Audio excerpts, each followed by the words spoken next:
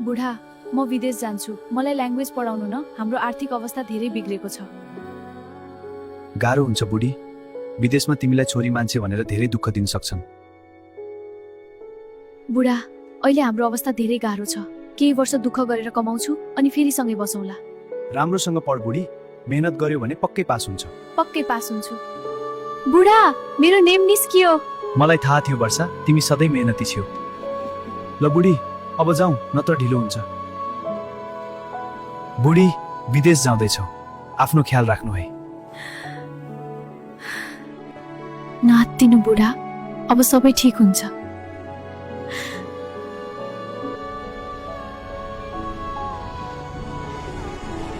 बुढा म आइपुगेँ तपाईँ नहात्तिनु है बिरानो ठाउँमा छ बुढी अलिअलि त टेन्सन लाग्छ नि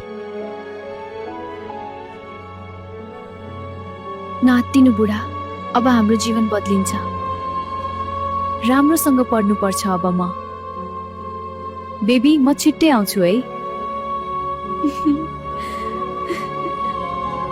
वर्षा आज बाहिर घुम्न जाऊ न मेरो बोयफ्रेन्ड पनि आउँछ म जान्न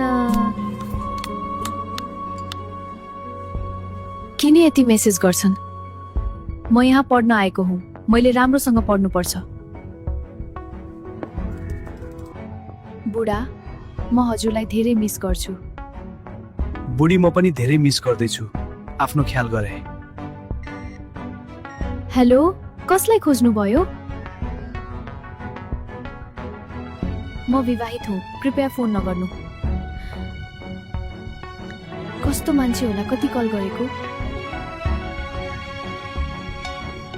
फेरि उही नम्बर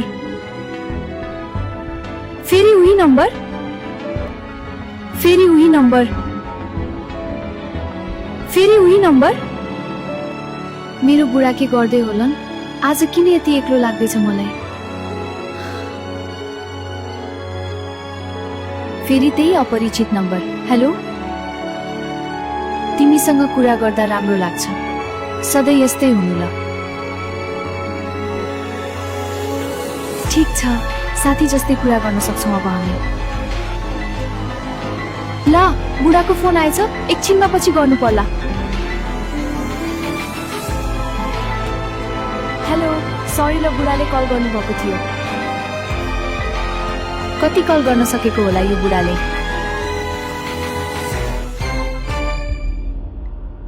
होइन किन फोन उठाउँदिन वर्षाले यत्रो ऋण कसरी तिर्ने अब म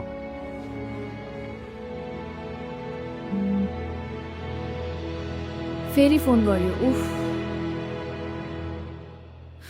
हेलो के भयो कति फोन गरेको म बिजी हुन्छु थाहा छैन र हेर बुढी यत्रो दिनपछि बल्ल फोन उठायो तिमी गएको पनि 1 वर्ष हुन लाग्यो गाउँका साहुहरू सधैँ पैसा कहिले तिर्छ भनेर सोध्छन् ल ल म अहिले बिजी छु पछि पैसा पठाउँछु आकाश आयो जस्तो छ हाय वर्षा म आएँ तिमीसँग बस्दा धेरै राम्रो लाग्छ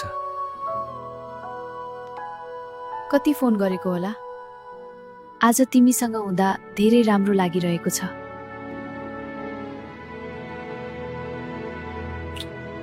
वर्षा मलाई सबै ठाउँमा ब्लक गरिछ वर्षाले मैले त तिम्रो लागि सबै गरेको थिएँ वर्षा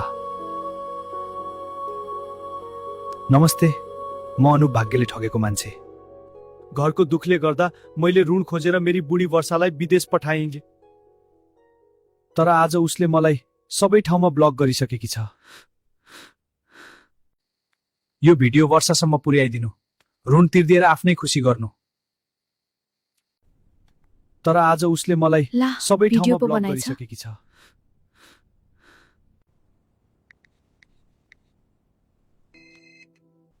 हेलो अनुप हेलो बुढी बल्ल तिमीलाई मेरो याद आयो याद आएर होइन मलाई बदनाम गर्न भिडियो हाल्यो होइन बुढी मैले तिमीलाई बदनाम गर्न चाहेको होइन हरेक दिन साहुहरू पैसा माग्न आउँछन् म कहाँबाट तिर्नु यत्रो पैसा म मर्नु नबाच्नु भएको छु बुढी जाऊ म र त्यसो भए मलाई तनाव नदेऊ।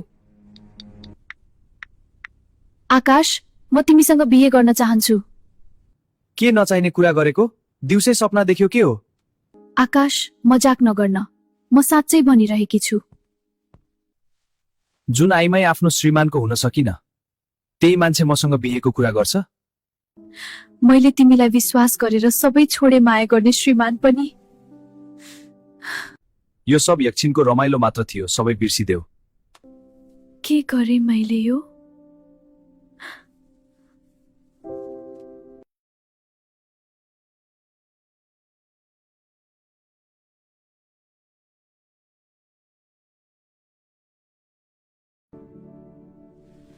न त घरको भए न त घाटको।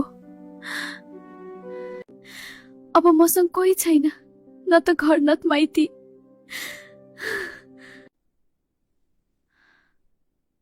बुढालाई फोन गर्छु। हेलो वर्षा, भनत के पुगेन फेरि? बुढा, मलाई माफ गरिदिनु, मैले ठूलो गल्ती गरे। बुढी किन रोएको? रुने अधिकार त मलाई मात्र छ। तिमीलाई त रमाइलो गर्न सबै छन् त्यहाँ, रुने म छु त किन रोएकी? I'm sorry. प्लिज बुढा, मलाई एक चान्स दिनु। जति पीडा दिनु थियो दिइसक्यो। मैले प्रेम गरेको मान्छे हो, माफ गरेँ बुढी। अब म यस्तो गल्ती फेरि दोहोऱ्याउँदिन। हरेक महिना पैसा पनि पठाउँछु बुढा। बुढा, आज पैसा हाल्दिएको छु ल। बुढीले पैसा पठाइछे, अब साहुलाई बुझाइदिनु पर्यो। यो लिनुहोस् साहुबा, सबै पैसा फिर्ता गरे, अलि ढिला भयो।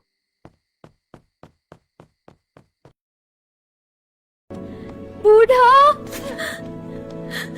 बुढी!